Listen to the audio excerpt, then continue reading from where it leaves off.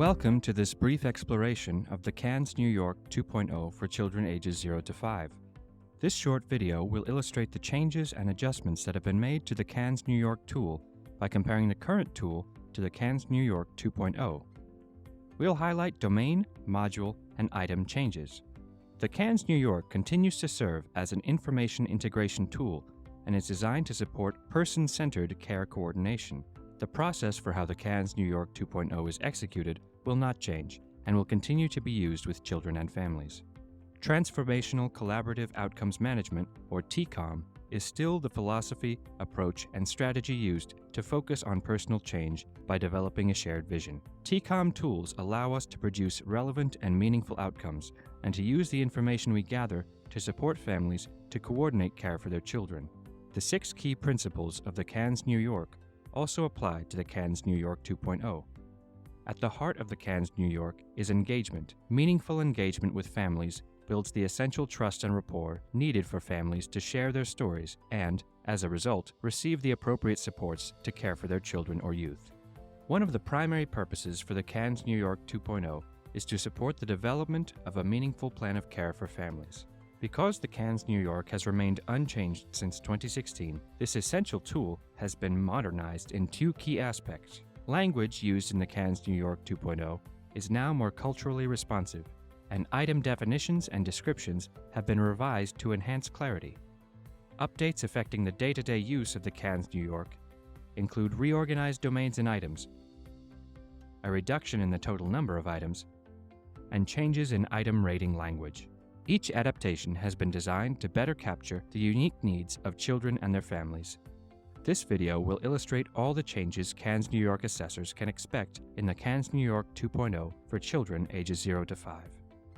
Let's take a look at the former version compared to the new version. The core items are rated for all children. Individualized assessment modules are completed when specific core items are rated as actionable. The Child Needs and Functioning domain has been renamed Life Functioning domain. This domain is rated using the action level ratings for needs. 2 extension modules are included in this new domain. Medical Health module, which is activated by the medical physical items, and Trauma module, which is activated by the adjustment to trauma item. The following items have been updated in the renamed Life Functioning domain. Family Functioning has been added. Social Functioning is now Social and Emotional Functioning. Acculturation language has been moved to the Cultural Factors domain. Physical limitations and dental are now explored within the medical physical item. Recreational play has been renamed Play. The following items have been moved from modules to the Life Functioning domain. Preschool childcare behavior, preschool childcare achievement, preschool childcare attendance, learning ability, and adjustment to trauma. The Medical Health module is activated by the medical physical item within the Life Functioning domain, with the exception of the Family Stress item, which has moved to the Caregiver Resources and Needs domain. All items within the Medical Health module remain the same. The item descriptions within the CANS New York 2.0 reference guide have all been enhanced to better reflect the care management support needed for children and youth with medical health conditions. The Trauma module items are divided into 2 parts. The first section, Potentially Traumatic Adverse Childhood Experiences, ACEs, rates the known or suspected instances of trauma in the child's life. These items are static indicators, meaning they either happened or they did not. These items are rated based on a lifetime experience. If the child has ever experienced these specific traumatic events, the items are rated as a yes. If they have not, then rate it as a no. The items that describe traumatic events have been reduced or collapsed to better reflect the nationally recognized list of adverse childhood experiences. Adverse childhood experiences will continue to be rated with either no when there is no evidence or suspicion regarding the item being rated, or yes when there is evidence or suspicion of experiencing this type of trauma. Community violence and school violence items have been merged into community school violence. Parental incarceration and death of a loved one both have been removed. Those experiences are now explored in the disruption in caregiving attachment losses item. substance exposure item has been moved to the risk factors and behaviors domain. Sexual orientation, gender identity, or expression is now explored in the cultural stress item in the cultural factors domain. Exploitation has shifted to victimization exploitation. Note that this is where you'll have the opportunity to rate bullied, which has been removed. The second section, traumatic stress symptoms, provides context to any traumatic stress symptoms or trauma-related behaviors that the child may exhibit. Effective psychological dysregulation has been changed to emotional and/or physical dysregulation. Child development domain has been renamed development domain. This section identifies the developmental needs of the child. The developmental domain remains mostly the same, with the only shift being the failure to thrive item, which has been moved to the risk factors and behaviors domain. The behavioral and emotional needs domain identifies the behavioral health needs of the child. While the CANS New York 2.0 is not a diagnostic tool, it is designed to be consistent with diagnostic communication. Attention concentration has shifted to attention concentration 3+ years, which indicates that the item is only rated for a child that is 3 years of age or older. Impulsivity has changed to impulsivity hyperactivity 3+ years, which also indicates that the item is only rated for a child that is 3 years of age or older. Attachment difficulties is a new item that has been added to this domain. The risk behaviors domain and the child risk factors domain have been combined into one new domain called risk factors and behaviors. This domain rates dangerous behaviors that put the child at risk of harming themselves or others. This domain is separated into two sections, risk factors and risk behaviors. The risk factors section includes failure to thrive, which was previously found in the child development domain, lead exposure, which now has a broader definition and is called substance exposure, and housing safety and accessibility, which was moved over from caregiver resources and needs domain. The risk behaviors section features aggressive behaviors has shifted to aggressive behaviors 24+ months, which indicates that the item is only rated for a child that is 2 years of age or older.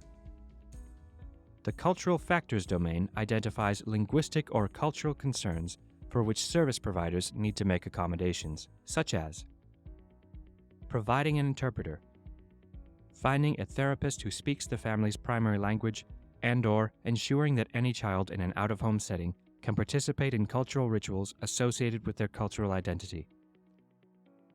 Items in the cultural factors domain describe difficulties that children or youth may experience or encounter because of their membership in a cultural group, and/or because of a relationship between members of that group and members of the dominant society. Culture in this domain is described broadly to include cultural groups that are racial, ethnic, or religious, or are based on age, sexual orientation, gender identity, socioeconomic status, and/or geography. Literature exploring issues of healthcare disparity states that race and/or ethnic group membership may be a primary influence on health outcomes. When rating these items and creating a care or service plan, the cultural concerns in this domain should be considered in relation to their impact on the life of the child. The new items that are explored in this domain are language, cultural stress, and knowledge congruence. The strengths domain describes the assets of the child that can be used to advance healthy development.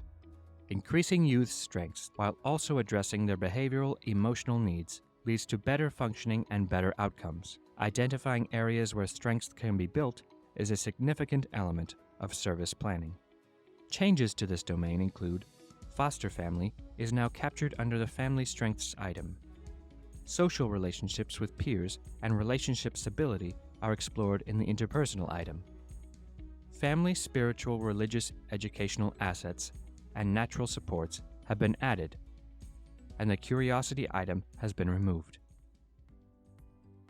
The caregiver resources and needs domain captures needs within the caregiving environment. The items in this section represent caregivers' potential areas of need, while simultaneously highlighting the areas in which the caregivers can be a resource for the child. Changes to the items within this domain include physical health has changed to medical physical health. Legal is now legal involvement. Decision-making is now problem-solving. Parental stress is now family stress. Acculturation, language, culture stress, cultural differences within the family, as well as knowledge congruence have been removed. However, culture is now explicitly explored in the cultural factors domain. Family relationship to the system has been renamed Family System Engagement. Caregiver emotional responsiveness and access to technology have been included as new items. Housing safety and accessibility has been moved to risk factors and behaviors domain.